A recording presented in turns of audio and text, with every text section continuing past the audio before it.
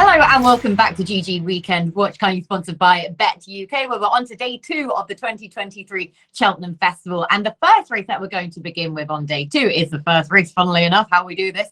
It's the Grade 1 Ballymore Novices Hurdle for 4-year-olds and over 2 mile 5 at 130, where it's Paul Nicholls versus Willie Mullins pretty much at the head of the market, with a sneaky splash of Barry Connell in there as well with Goodland. But Daryl, who wins the Ballymore for you? Impaire at Passe, hopefully. Oh. Fingers crossed. The 5-year-old stats obviously not tremendous for him, but so we'll see, at least since 2013 when the new one won.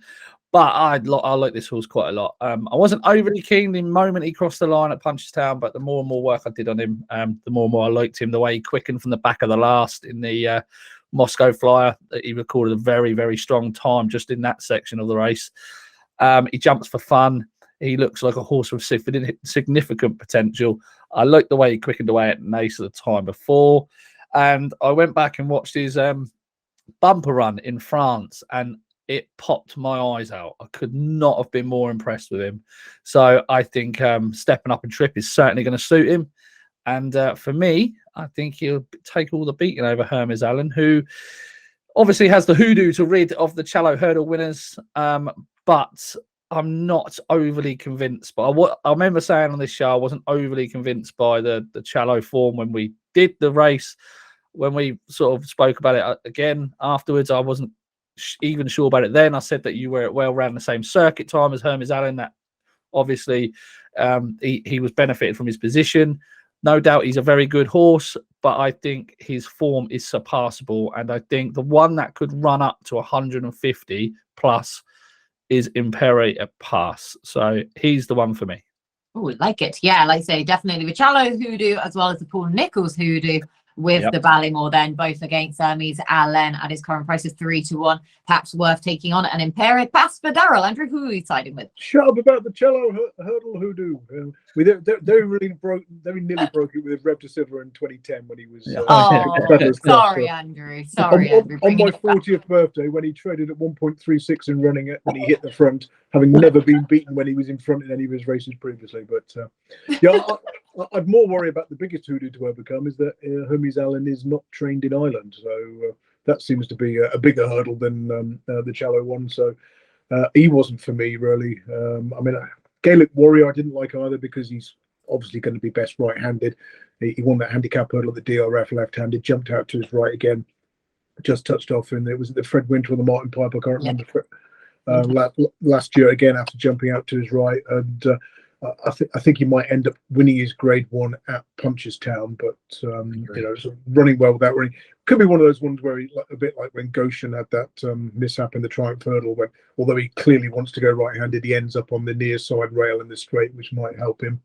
But I thought at 5-1 I could sort of leave him alone as well.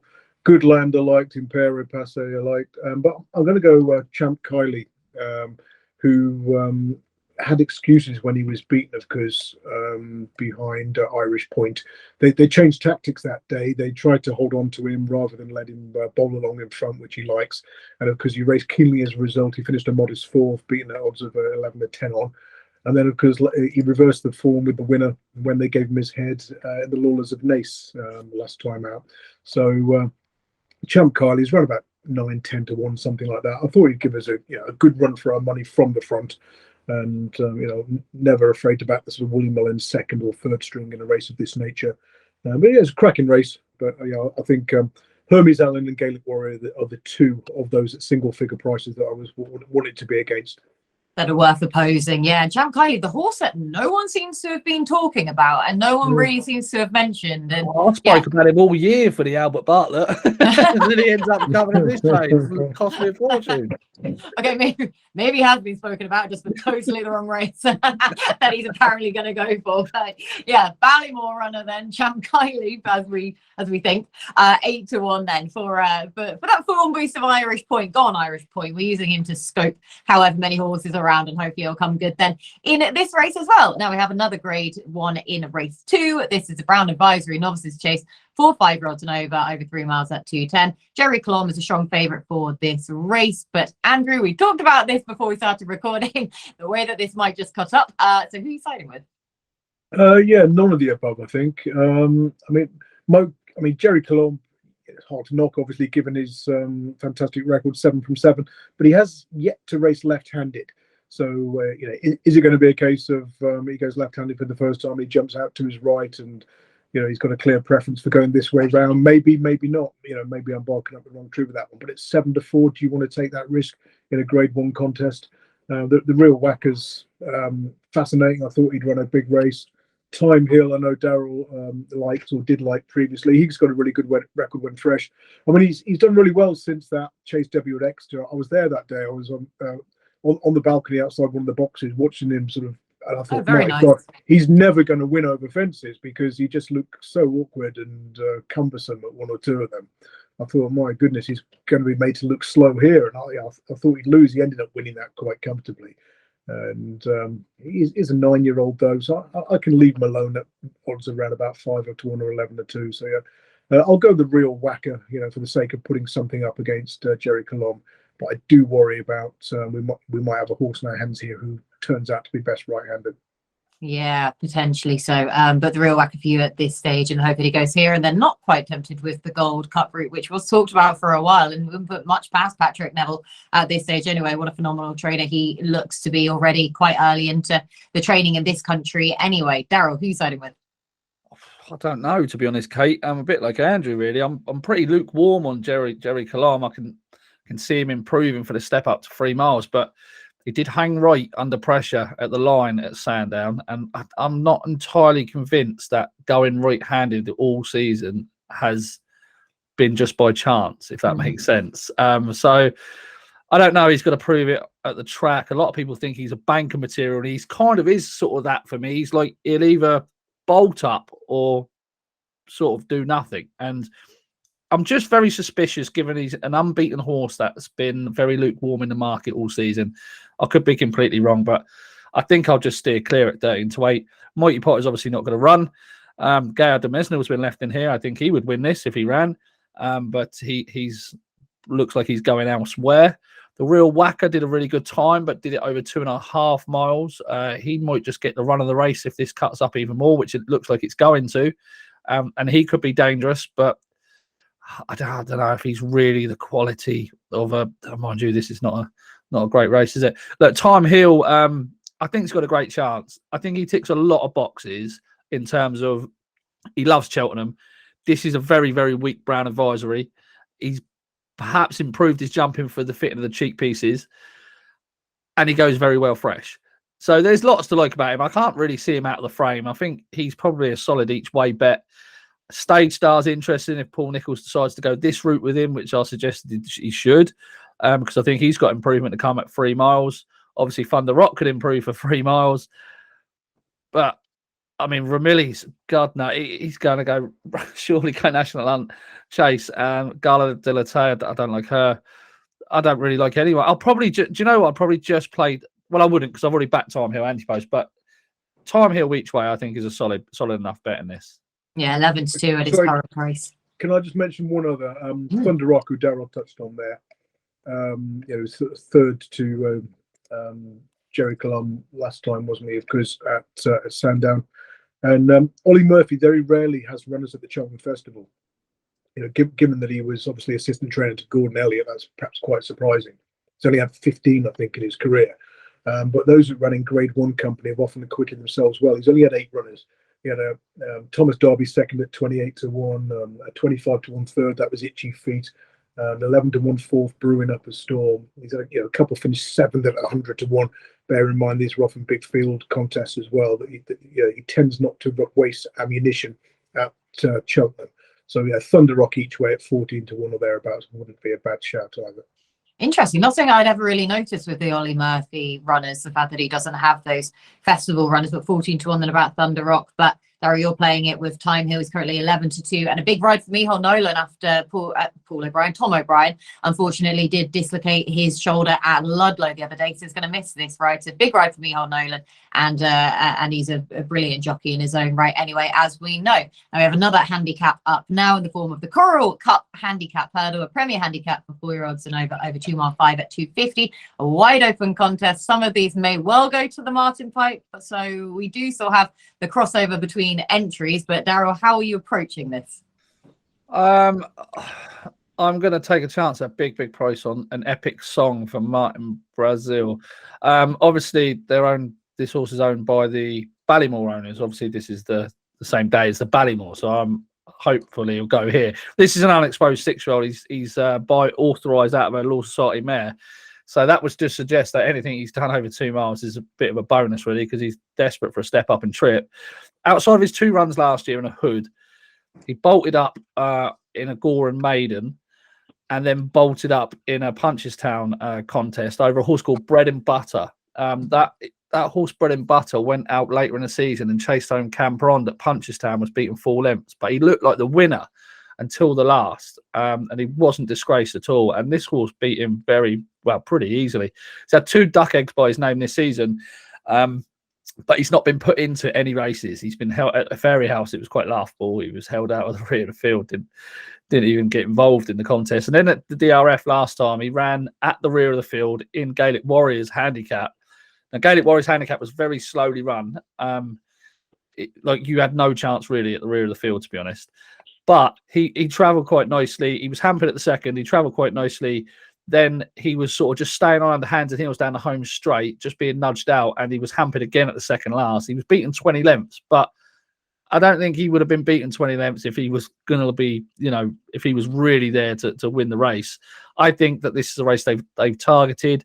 They were second in the race last year with Fast or Slow.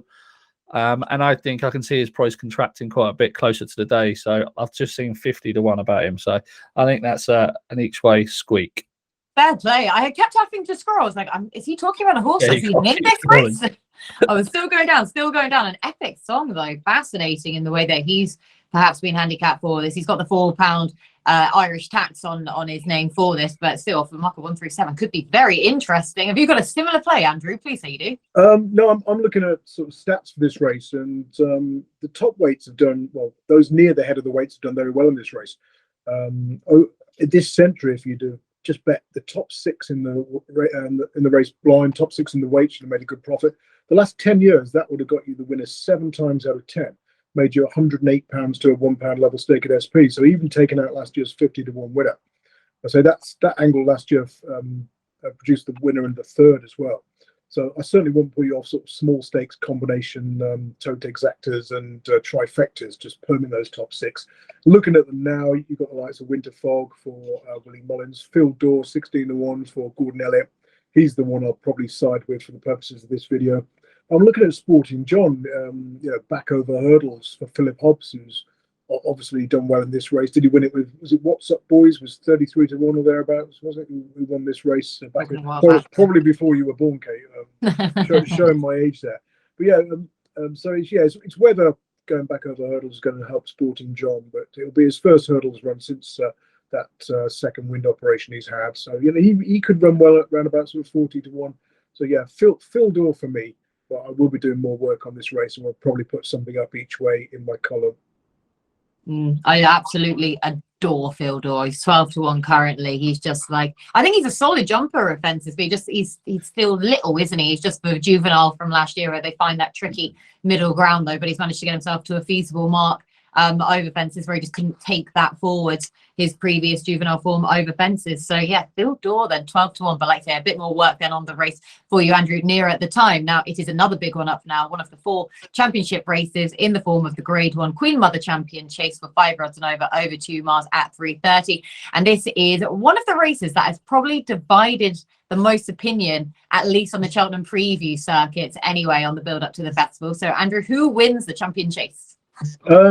Probably Edwardstone, but I'm struggling to sort of find a horse I want to bet in the race, really, given his price now. Enter de Geek, he's improving, isn't he? And I know most people seem to think that it was getting first run, and maybe Edwardstone and Energumene weren't perhaps given the best rides last time out. But I thought he'd go well again. I've never really been a fan of Energumene. I mean, the form in this race last year wasn't really worth a great deal, was it, with Shishkin underperforming? I still think he's probably best right-handed as well. So I'm not an Energumene fan, never have been. That's probably just bias on my part, and so don't listen to me there if you really do fancy him. But yeah, I'll go Edwardstone. But there's a couple of big prices that I thought could both run well. They've run well on the race before. Nube Negra for Dan Skelton, and even Granatine. I know Granatine bombed out last time out. Tends to perform best right-handed, but he has got a really good record following a defeat. And that aside from that last run, was he fourth at 50-1, beating a length and a bit in this race a couple of years ago. So I thought there was a couple of outsiders, Nube Negra and Granatine, that I might play in exotics to finish, second to Edwardstone, or put them to be third in the trifecta behind some of the more fancied ones like Edwardstone and Editidikid. Okay, then. So multiple ways to play that, but you're expecting Edwardstone to be the most likely winner, but the 2 9-year-olds, Granatine and Nube Negra, then for other ways to play the champion chase. Daryl, who are you siding with? Yeah, I think Edwardstone's the one to beat. I actually think he's quite a generous price of 7-4 here. I thought he was the best horse to take out of the Clarence House last time. I'm with Andrew on Energumene. I think right-handed, soft ground is his absolute ideal conditions. I don't think he's quite quick enough. I certainly don't think he's quicker than Edwardstone. Well, he's not on the sectionals. He's not. It's a fact. But I think Edwardstone will be a worthy winner of turning the form around with Editor De Geet. I don't think he'll be as dropped out as he was last time. I think he'll be running a little bit closer to the pace. I don't think Tom Cannon will give him all that much to do. And I think he's the best horse in the race. Gentleman to me obviously goes very well at this time of year. I'm just wondering if Cheltenham is going to be his track, which would just worry me. And Grenadine as well, for me. It's interesting that Grenadine has bombed out every February, in his first run in February for the last 3 years. The reason it's interesting is because that's the first time he's run since having his flu jab. So I just wonder if that's sort of takes its toll on him every year, because the pattern is very clear to see. He doesn't run from December until February. In between, he has his flu jab, and then he tends to bounce back afterwards. I think he's got a fair chance of hitting the frame here at a big price. But again, he's a horse that you kind of would want to be backing now. Actually, we've just said the thing he's come through, haven't we? How many runners are there? Andrew, back over to you, 1, because 2, mine 3. isn't updating quick enough. Well, for the champion chase, 9, yeah. So 9, yeah, you're 25 to 1-ish. I'd back him each way now in case you lose 1 or 2 more. Yeah, in case. Whatever. Oh, grand. Yeah. So Grenadine then, that's really interesting. Like I say, we always say about the Paul Nicholls flu jabs, but actually this all seems to follow the pattern as much as any of the others then, in the fact that he just doesn't run his race on the back of that. So yeah, may well come forwards for it. But again, multiple ways to play that. But both of you are keen on Edwardstone for win purposes. I'm still going to stick with Energumene because I don't seem to learn my lesson. And I can't, for some reason, Edwardstone, when you have that horse where everything tells you that you're wrong, but you still ignore the facts, and you still ignore the fact that he is probably the most likely winner in here, because something still pulls at me that Energumene is the horse with the most innate ability, and I'm hoping that this track will just see him to a better effect than the new course last time out, where we know it's more so front runner bias, if anything, but he was keen, he was fresh, and I'm just hoping that translating that back to the old course will see him to a much better effect. Hopefully we'll get that bit of rain around for him, and he's likely to be less keen. He did make that Horlicks of the last, but the race was long gone by that point anyway, so I'm not taking that into account by any means. And so I'm still going to stick with my boy Energumene from last year as well. He didn't let me down then, so can't abandon him now. Right, now one of my favorite races as a child watching the festival was a Glenn Barkless chase, otherwise known as the cross country chase for 5-year-olds and over 3 miles 6 at 4:10. And this race has certainly had an injection of class in recent years, thanks a lot to Tiger Roll. But we now have Delta Work as a short price favorite, but another classy horse in here is certainly Galvin. So Daryl, who do you like? I don't know, because I've heard the whispers as well as you have about Galvin, like supposed to be an absolute good thing for this, but I've never seen him run over the cross country course, so I couldn't have an opinion on him. And I thought Del Work ran a blinder at the trials meeting, giving away tons of weight. So I kind of want to side with him, but I'm worried about hearing the whispers about Galvin. Obviously, they're both similarly top class horses back in the day, so more recently, I suppose, for Galvin. So I'm not getting involved. Just going to enjoy it. Just enjoy it. I'm buzzing for a big run from Singing Banjo. adore that horse so much. He loves the cross country race. He does. Foxy Jack's not a horse you'd want to put your hand up for the ride on around here. Lord help the jockey that has to ride him. But yeah, it's tricky when you've got the whispers going around, Andrew. Yeah, it's actually quite a fascinating race. I'm normally quite downbeat about cross country races. Why? Why is everyone downbeat about it? It's brilliant. Great I think it stems back from when they first started. When I was racecourse bookmaking at Cheltenham, I had a share in the pitch, and all that happened was every time they had one of these races, Spot the Difference won it, and we did our absolute cobblers. And I was 30% into the book, and it was like, we've stood this for 2 grand. I've lost 600 quid, and it was that every single time. And usually it was just a case of how much you lost on these races. So I think that was why. But this one is interesting, and Delta Work, as Daryl said, ran up in the handicap version on trials day. Ran a good race to finish third. Obviously, this is a level weights contest, apart from the mayor's allowance. So he probably reversed form and back on the lash. I thought, back on the lash. Loves these fences. 2 wins, a third, a fifth, and a pulled up on heavy ground, which he didn't handle. So he could go well despite the swing at the weights. Certainly, if you're looking for an each way one back on the lash, wouldn't be too far from my thoughts. The other one I quite liked is Gin on Lime, 4th in the Kerry National. She gets the mayor's allowance around about 20 to 1, I think, for Henry de Bromhead. She'd have an each way squeak, but it really does look between the front 2 Delta Work in Galvin.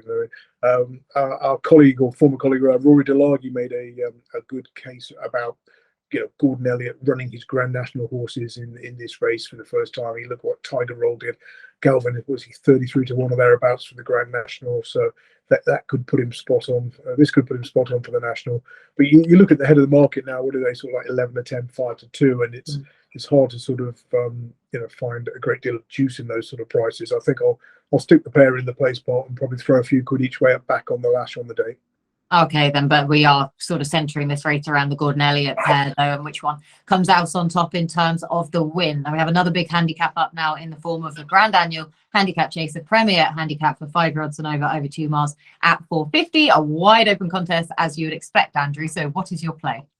I'm going with Son Segal, Saint Segal for doubling up with Saint Roy. But yeah, Son Segal for the Jane Williams yard. So ran pretty well in the Fred Winter last year, sort of finishing in mid-division after being given a fairly sort of prominent ride, which wasn't ideal. And since switched to fences, winner, second by half a length at Doncaster, where Melistic got first run. It's only a 5-year-old, but I think we've had something like 14 5-year-olds attempt to win this race this century. One of those won. I think the expected number of winners was something like 1.13, so that's not a significant stat. Don't let anybody put you off on the age fronts. I've sort of been talking at length to Chester Williams about this race, and he was worried about the ground for him, but when you look at the record of soft ground horses on watered ground on days 1 or 2 of the Cheltenham Festival, Matt Toombs, if you look him up on Twitter, he did some excellent analysis about that, which Simon Wharton at Proform confirmed when he compared the going allowance 1 and 2. You often get good to soft watered ground, but the going allowance suggests, certainly Proform's going allowance, that it was a lot softer. And given the rain, the snow, you've talked about how close you are to Cheltenham and what the weather's done the last few days. It could be pretty squidgy by the time of the Grand Annual on Wednesday. So those doubts about the ground for Son Segal seem to be dispelled. And of course, it was good ground officially when he was that close second at Doncaster. So obviously you need a lot of luck in these races. Your horse can fall in front of you and that's it, game over. But I'll put him up each way at 16 to 1 my column earlier this week, and I'll stick with him. Sticking with him, and the first time you've heard the going prediction as good to squidgy as well there from Mr. Mal, so I like that a lot. We will be putting that into the round descriptions come the day. But Saint Segal, then for Andrew Daryl, who are you siding with? Yeah, I've had a couple of quid, or will have a couple of quid on Saint Segal as well, along with Andrew. I liked him. Andrew's nicked the big price though. His followers have obviously backed it into 12 to 1 now. The other one is Grey Diamond for Sam Thomas, who I think I think he might have targeted this race with this horse this year. He ran him over the course and distance for the first time in his career back at the November meeting on the seasonal return. He ran behind Amarillo Sky, but who was rated 140 is now rated 155, so £15 higher. Fugitive was in second. He was rated 131 there. He's now rated something like 100. Well, he's rated 149, £18 higher. And Grey Diamond just outstayed at the finish, perhaps needed the run or just didn't have that finishing kick, having been his seasonal return. Went to Sandown and traded very short and running again, but fell at the second last in a race won by Excitations. The horse in second, Corrigine Rock, is a very well handicapped horse to keep on side. Did too much too soon next time and just got collared by Bundoran at the same venue. But he looked all over the winner there. He's only £4 higher than that run at Cheltenham in November. And it's interesting that Sam Thomas prepped Stolen Silver in the same race last year when he ran in the Plate. So looks like a festival target for Grey Diamond.